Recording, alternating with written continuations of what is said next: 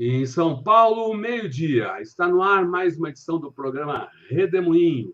Hoje tratando dos assuntos do mundo da cultura e das artes.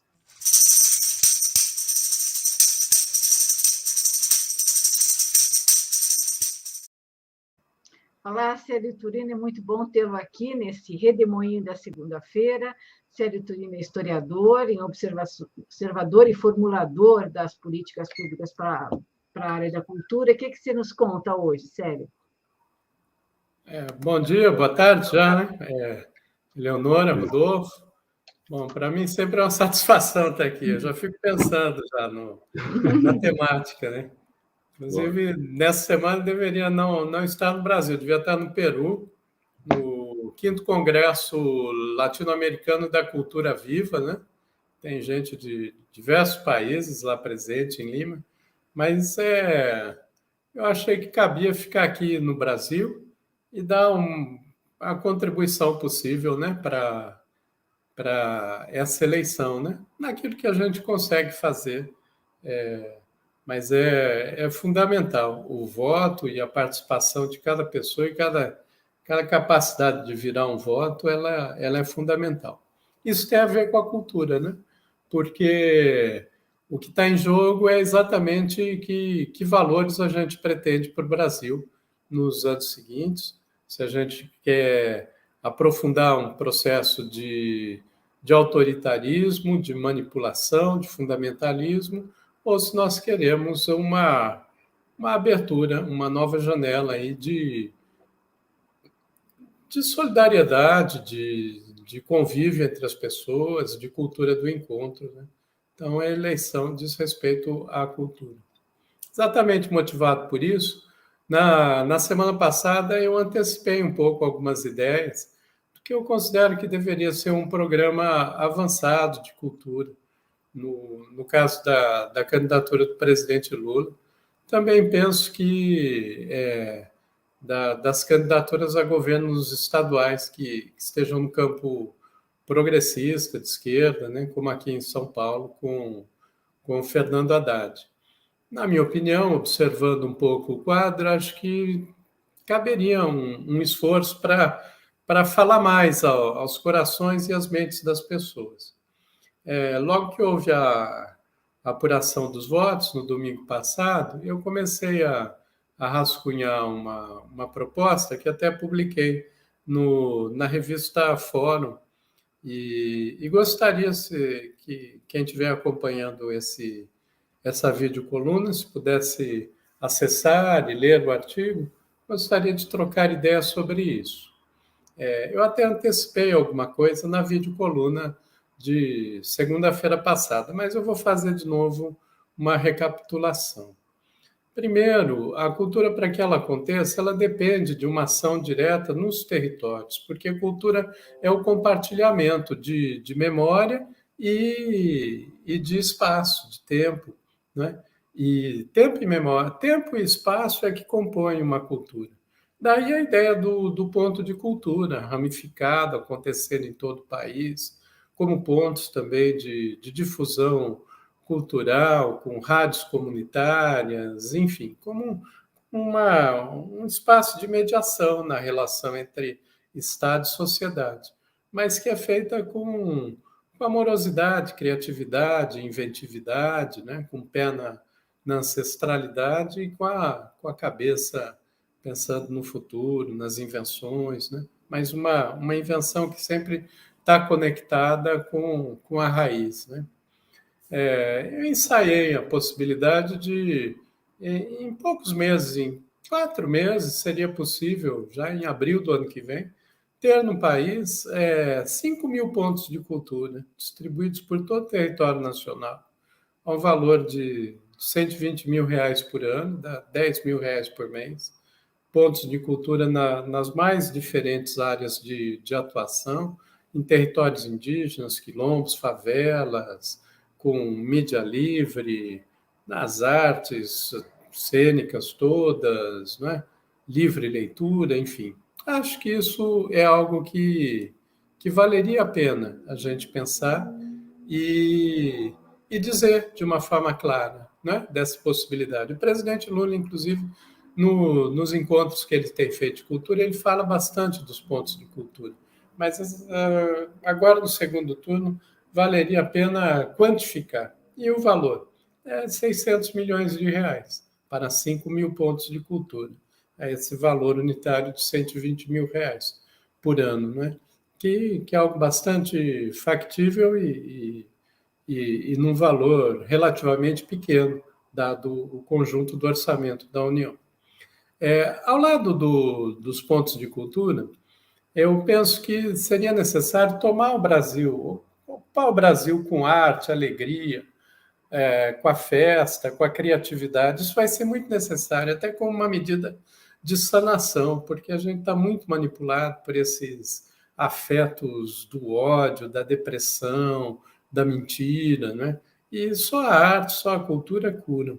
Aí eu pensei numa proposta que seria a realização de caravanas de arte e cultura por todo o Brasil. Pensei em 1.000 caravanas simultâneas, né? Ou não simultaneamente nas mesmas datas, mas acontecendo ao longo do ano, né? Para que coletivos de artistas que fizessem também a integração com artistas em cada cidade, em cada localidade em que chegassem, né? Para tratar de ter círculos de leitura, apresentações artísticas, oficinas culturais, né? Isso seria algo muito, muito possível de acontecer via 1.000 caravanas de arte e cultura pelo Brasil. Com isso, nós poderíamos chegar aos 5.500 municípios do Brasil, né? Até mais, a gente consegue, inclusive, em vários municípios, chegar com mais de uma caravana, né? E pode fazer isso de uma forma totalmente descentralizada, ou seja, o recurso não fica concentrado no eixo Rio-São Paulo, inclusive em termos de proponentes. Toda a caravana teria que ter uma interação com os grupos artísticos locais também, né? Pensei em dar uma homenagem ao Serginho, ao Sérgio Manberti, daí sugiro que o título da caravana seja Caravana Sérgio Manberti, todas as 1.000, né? E todo ano isso poderia se repetir. Já houve experiências assemelhadas, não na intensidade que eu estou sugerindo aqui para o Brasil, mas que tiveram muito, muito bom resultado.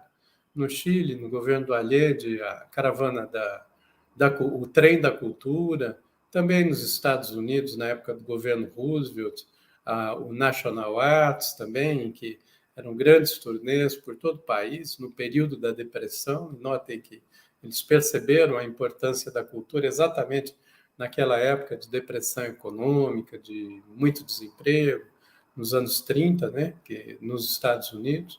Aqui no Brasil mesmo, a caravana da UNE, né, os CPCs da UNE, também Pascoal Carlos Magno, nos anos 50, também fez o Teatro do Estudante, na forma de caravana, enfim. Penso que deveria ser uma ação imediata. Quero também apresentar o custo. Tudo, eu penso que agora tem que ter custo também, para a gente ter a dimensão e perceber que é tudo muito execuível, viável, né? Ao custo de 300 mil reais por caravana, fazendo 1.000 caravanas, com 300 milhões de reais, nós poderíamos realizar essas 1.000 caravanas pelo Brasil, alcançar todos os municípios do país, também as periferias das grandes cidades, envolver aí aproximadamente 50 mil postos de trabalho, que seriam abertos a partir das caravanas também, e envolver toda a população brasileira. Quando a gente está num período de crise, numa sociedade, é importante que tenha uma ação concentrada de animação. Ao lado disso, também, por vezes, eu percebo que muita gente pergunta, né? Se pergunta quando surgirão os novos Chico Buarque, Gilberto Gil, Caetano Veloso, né? Na cultura brasileira, nas artes, na criação musical. Claro que nós temos hoje grandes talentos, né? Mas o impulso que eles tiveram foi resultado daqueles grandes festivais que houve nos anos 60, né?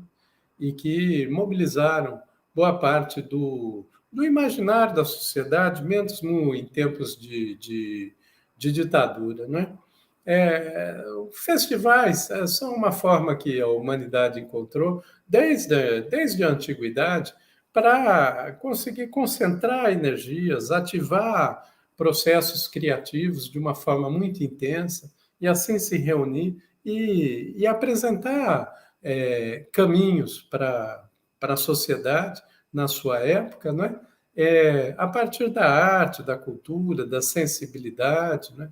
Por que não chamamos grandes festivais, muitos festivais no Brasil, mas não só, realizar também dentro dessa ideia da descentralização, um conjunto de festivais descentralizados pelo país, e não feitos pelo governo, mas apoiados pelo Estado, né? Mas realizados pela sociedade. Com a pandemia e também com todo esse ataque que houve às artes e à cultura nos últimos anos, inclusive com a desestruturação do Ministério da Cultura, hoje não há mais que 200 festivais no Brasil, em diversos níveis, de música, teatro, dança, mostras artísticas, de artes visuais, festas e feiras de livro, né? Tudo isso eu coloco na categoria festival. Daí eu ensaiei pela experiência aí uma possibilidade e percebi que seria bem razoável o país realizar no ano que vem 500 festivais de arte e cultura pelo Brasil. Isso daria 10 festivais por semana, acontecendo simultaneamente, praticamente, né? E aí, como eu disse, nas diversas áreas, desde feira de livro, festa do livro, a festivais de teatro, dança, música, multilinguagens, culturas tradicionais, populares, enfim, o que já é realizado na sociedade e dentro da necessidade da sociedade. E também fiz um desenho para isso. O custo para realizar esses 500 festivais, depois tem até um detalhamento, mas que não cabe aqui colocar na videocoluna, que teria uma categorização de tamanhos de festivais, mas com 250 milhões de reais seria possível realizar 500 festivais e um grande festival dos festivais, que pegasse o resultado desse conjunto de festivais acontecidos pelo Brasil. Seria uma forma de a gente colocar a cultura enquanto esse elemento de cura, esse elemento de oferta de um novo caminho para o nosso país, para o nosso povo. E imaginem isso também repetido ao longo de anos, né? Anos e anos, sempre mantendo essa frequência, essa quantidade, ou até ampliando no futuro, o quanto que nós não ganharíamos enquanto nação. Afinal de contas, a criatividade, a inventividade, a arte, a alegria são marcas do povo brasileiro que foram bastante deprimidas nos últimos tempos, mas que a gente precisa de uma nova explosão de vida, né? Então, eu fiz essas 3 propostas, né? Até encaminhei. Penso que elas são muito, muito mensuráveis, muito possíveis e espero que sejam, inclusive, encaminhadas ainda no período da campanha eleitoral e, mais importante ainda, dentro do governo, né? De uma forma prática, assim, e, ao mesmo tempo, muito ampla. Ao lado disso, percebi que há alguns aspectos de política social que elas têm que ser tratadas a partir de uma abordagem cultural. A primeira delas, que é um assunto que há anos me interessa bastante, eu percebo que há ainda uma profunda incompreensão da importância de o país fazer um grande programa de redução do analfabetismo. Na verdade, é possível a gente ter uma política de analfabetismo zero no Brasil. E essa meta pode ser alcançada em 2 anos apenas. Eu demonstro, inclusive, há uns anos eu fiz um ensaio sobre isso também. E, afinal de contas, nós somos a terra de Paulo Freire, de Anísio Teixeira, de Darcy Ribeiro, grandes educadores. E ainda não houve um grande programa de enfrentamento ao analfabetismo. O enfrentamento ao analfabetismo ele é fundamental numa sociedade porque ele é um indicador de que a sociedade diz que ninguém fica para trás, de que o conjunto da sociedade tem que dominar códigos e signos minimamente para que se estabeleça um diálogo amplo e compartilhado na sociedade. Atualmente, no Brasil, as estatísticas estão muito defasadas, né? Mas se estima em 12 milhões de adultos analfabetos, ou pessoas com mais de 15 anos de idade. Né? Seria possível, em uma ampla mobilização, via extensão cultural nas universidades, né? Também com movimentos sociais e sindicatos, igrejas, pontos de cultura, realizar uma ampla mobilização para que a gente alcançasse a meta do analfabetismo zero, tornando o Brasil território livre do analfabetismo, segundo os critérios da Unesco. Países com menos recursos que o Brasil, Bolívia, por exemplo, eu acompanhei, em 2014 foi declarado pela Unesco território livre do analfabetismo. Há outras experiências muito valorosas aí, mundo afora, né? A gente poderia realizar isso. E fazer como um grande mutirão, uma mobilização de energias da sociedade, não só com a ação direta, pedagógica, com o povo que ainda não tem o domínio do letramento, mas utilizando um conjunto de recursos, como rádio, podcast, WhatsApp, mobilização da sociedade, distribuição de livros em lugares de concentração pública, círculos de leitura, clubes de leitura, juntando jovens, professores aposentados. Até calculei que com 200 mil pessoas mobilizadas para isso, né, receberiam por isso, inclusive, em 2 anos a gente atingiria essa meta. Não é uma meta difícil de alcançar, tem um custo, o custo seria de 8 bilhões de reais, 4 bilhões por ano, mas eu digo que isso é insignificante, perto da grandeza dessa meta. E unitariamente esse custo é de R$ 750 reais por pessoa. Imagine, um pouquinho mais que o valor de um mês do chamado auxílio emergencial, seria possível alfabetizar um brasileiro e uma brasileira, abrindo um campo de emancipação muito profundo. E essa meta é absolutamente possível, ao meu ver, deveria ser prioritária para o próximo governo. Também, ao lado, um amplo processo de agentes jovens da comunidade, foi até uma das razões pelo qual eu fui à Colômbia, né? Também ao Chile, nesses últimos meses. Lá na Colômbia, o presidente Augusto Petro já está instituindo um serviço alternativo ao militar para os jovens, que lá o serviço militar era obrigatório por 2 anos para os jovens, o país vive em guerra civil há 50 anos, né?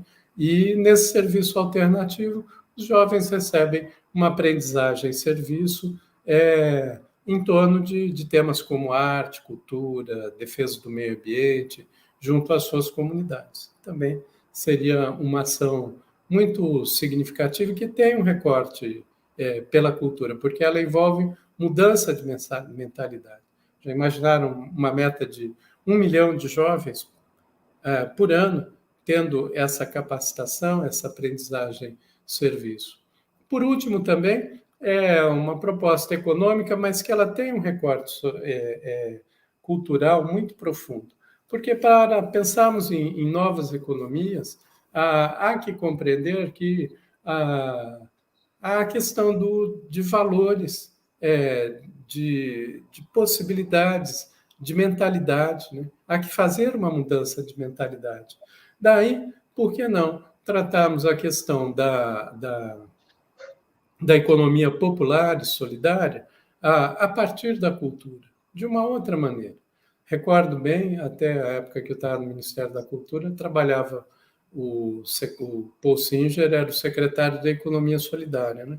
Havia pouco recurso para essa área. É preciso que ela avance mais. Imaginem se nós conseguimos criar, aí, no ano que vem mesmo, cooperativas para a construção de placas solares em bairros populares. O significado disso, em termos de geração de postos de trabalho nas periferias e também de distribuição de renda com a redução do custo da energia nas casas, né? Ou uma ação muito consistente em torno da economia circular, que envolve desde cooperativas de catadores, né, a reciclagem de papel e outros materiais mais simples, até a meta-reciclagem do chamado lixo eletrônico, que pode ser reaproveitado, pode dar um impulso em termos de construção tecnológica, né? E tudo isso poderia ser possível, desde que houvesse uma inversão, né? Um aporte de recursos mais significativo. Eu faço uma sugestão aí de 15 bilhões de reais para essa área, que com isso seria possível gerar 1 milhão de postos de trabalhos diretos e 2 milhões de postos de trabalhos indiretos. Isso de forma descentralizada e num curto período de 1 ano. Notem que também, às vezes, as pessoas não estão familiarizadas com valores, acham que é um valor absurdo, mas vejam que em torno do retorno social para isso seria algo muito grande.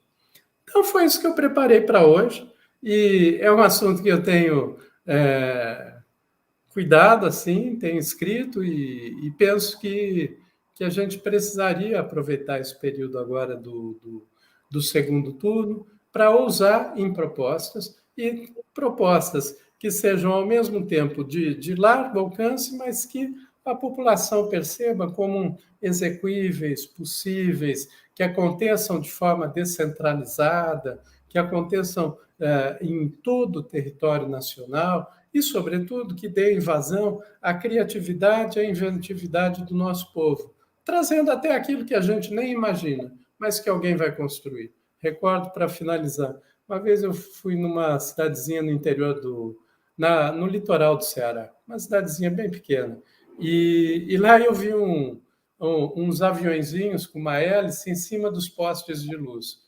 E no Ceará venta muito, né? E eu perguntei, o que é isso?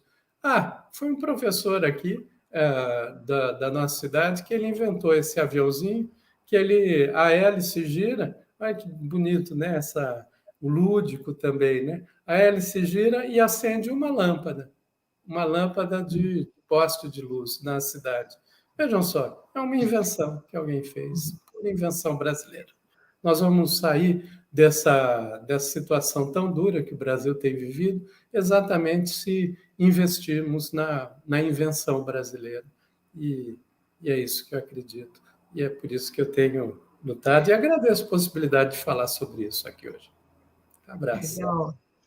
Legal, Célio. Muito obrigado por sua participação aqui nesse Redemoinho, que é um programa que a gente transmite de segunda a sexta-feira, sempre ao meio-dia, cada dia com um tema específico. O Célio tem nos trazido aqui observações, projetos, propostas sobre o mundo da cultura. Amanhã a gente trata das mobilizações dos movimentos populares com Kelly Mafor, da direção nacional do MST. Célio, muito obrigado a todos vocês que acompanharam esse Redemoinho e seguem conosco pela internet afora. Boa tarde, pessoal. Boa tarde, Célio. Tchau, tchau. Tchau. Grande abraço. Tchau. Abraço.